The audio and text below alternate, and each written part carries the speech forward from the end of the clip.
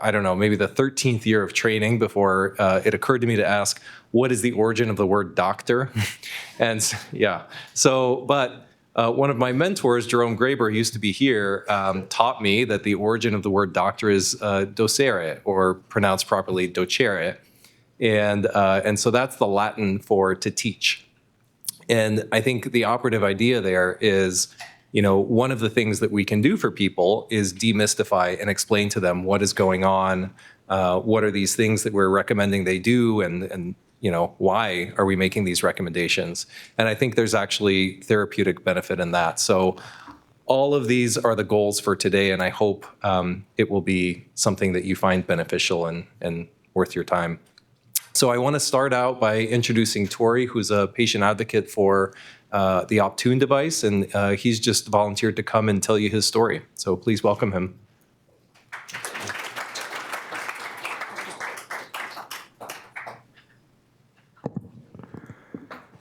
Thank you very much, Dr. Bonm.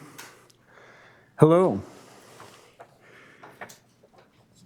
My name is Tori, and I'd like to take this opportunity to thank Novocure for the opportunity to speak today and share my story about living with glioblastoma, or GBM. In my heart of hearts, I'm an educator. But I'm more than that. I'm a husband, a friend, and a fighter. But being an educator has brought me some of the most fulfilling moments in life. Getting to see my graduate students succeed on written or practical exams brought so much joy to my heart, especially if they sought help outside the classroom during office hours. Those young budding physical therapists brought a lot of joy to me in those interactions as well. And their thirst for clinical knowledge, skill, and everything I could give them was really inspirational to me. I never realized how much I relished my interactions with my students until a challenge arose that took me away from them. Long before my diagnosis, I earned my Eagle Scout Award and spent 15 summers at a scout camp that I loved so much, 8 as a scout and 7 as a staff member. I studied physical therapy and worked with children in both the school and clinical settings for about 15 years before going back to earn my PhD in rehabilitation science.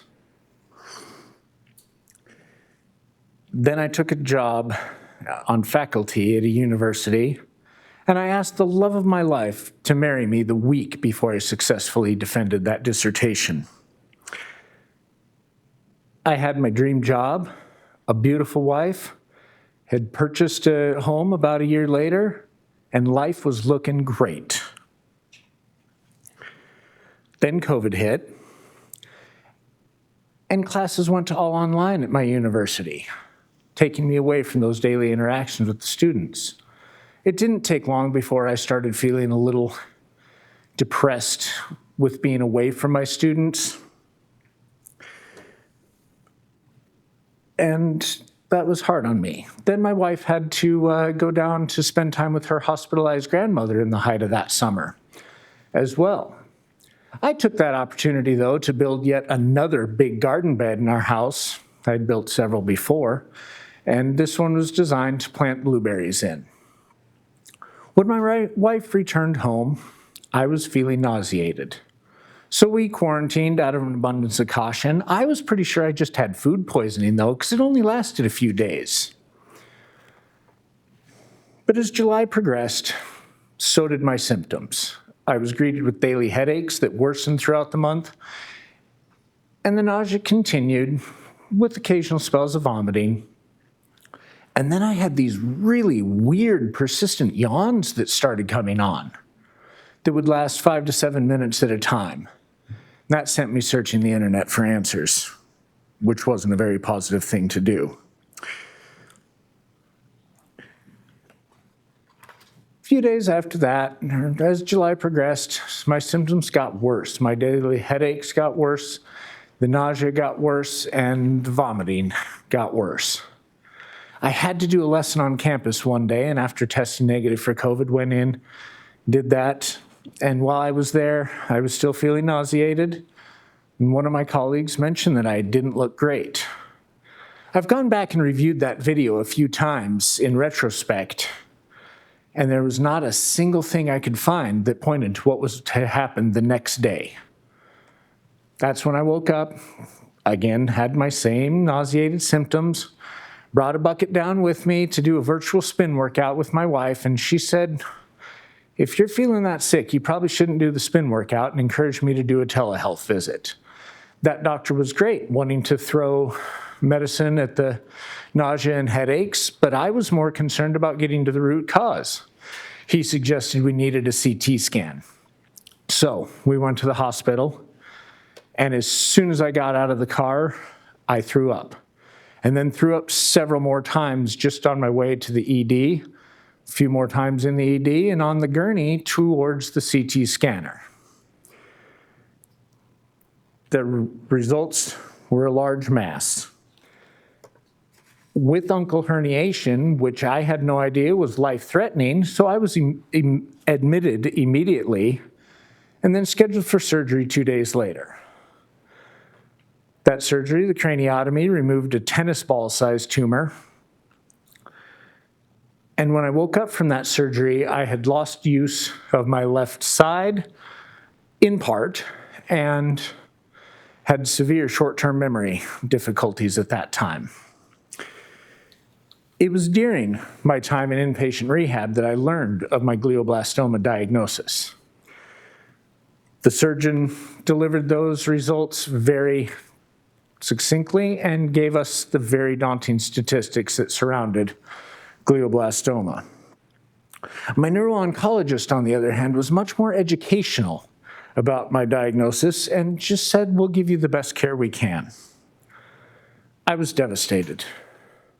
I've known other people with glioblastoma, and it was the diagnosis that I feared the most.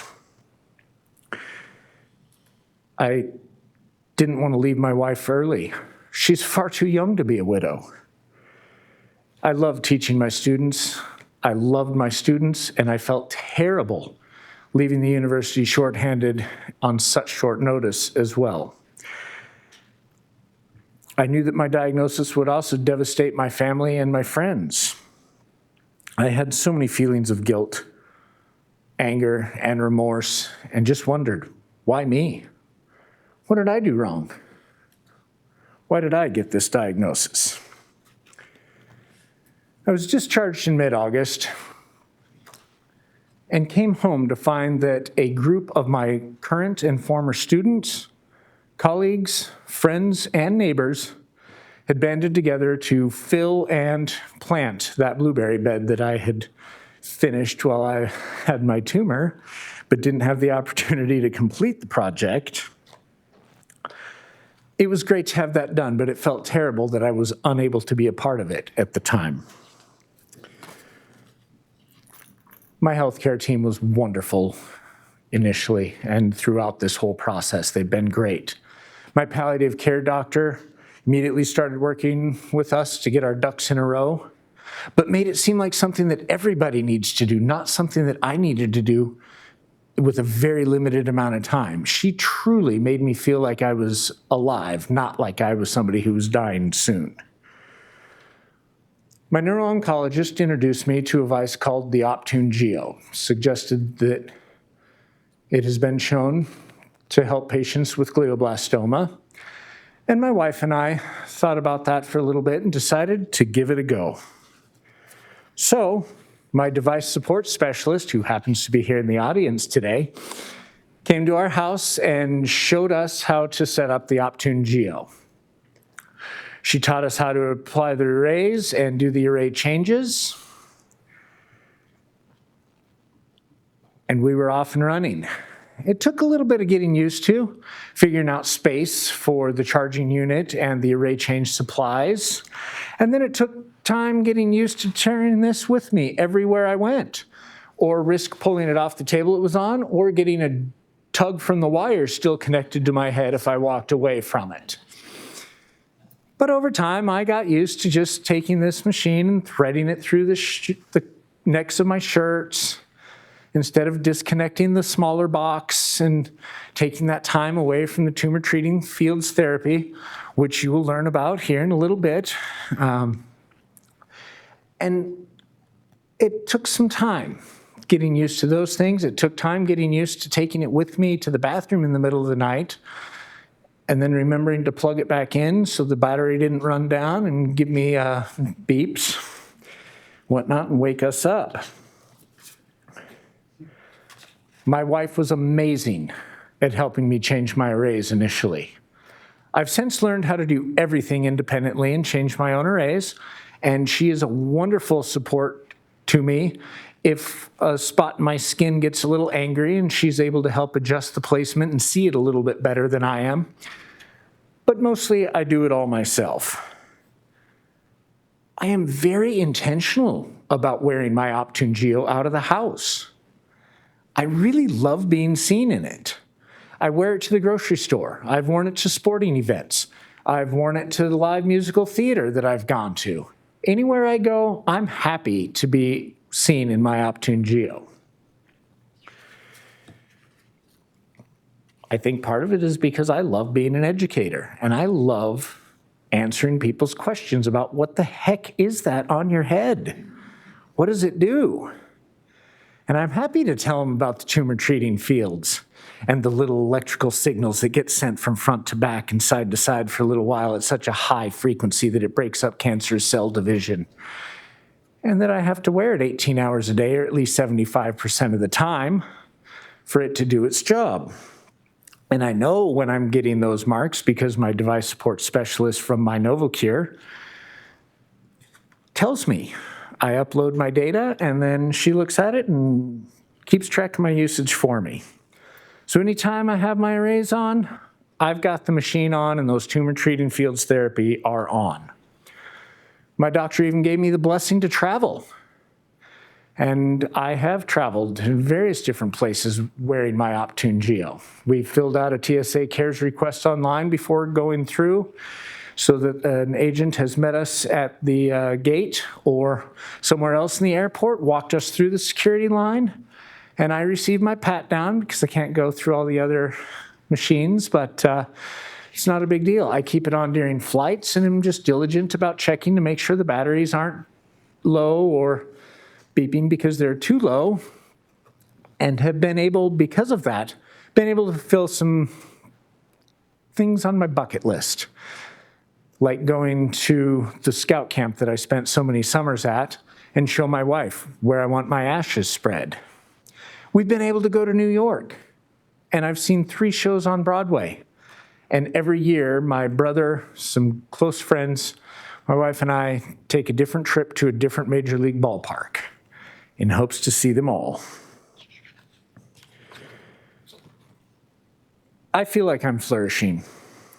I'm active on social media on different glioblastoma forums and really love thinking that I'm an inspiration to people who are newly diagnosed. I'm so proud to be doing so well. I've had many clear MRIs since my radiation, and every July, we invite our family, friends, neighbors to celebrate what we call my tumor-free jubilee. It's worth celebrating. I'd like to end with just acknowledging the fact that statistics are important, but they're just that, numbers.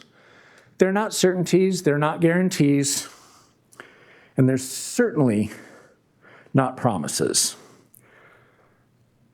I'm back to teaching some and love the interactions that I have with my students. And I like to think that just because I have GBM, it has not changed me who I am at my core. Thank you very much for your attention.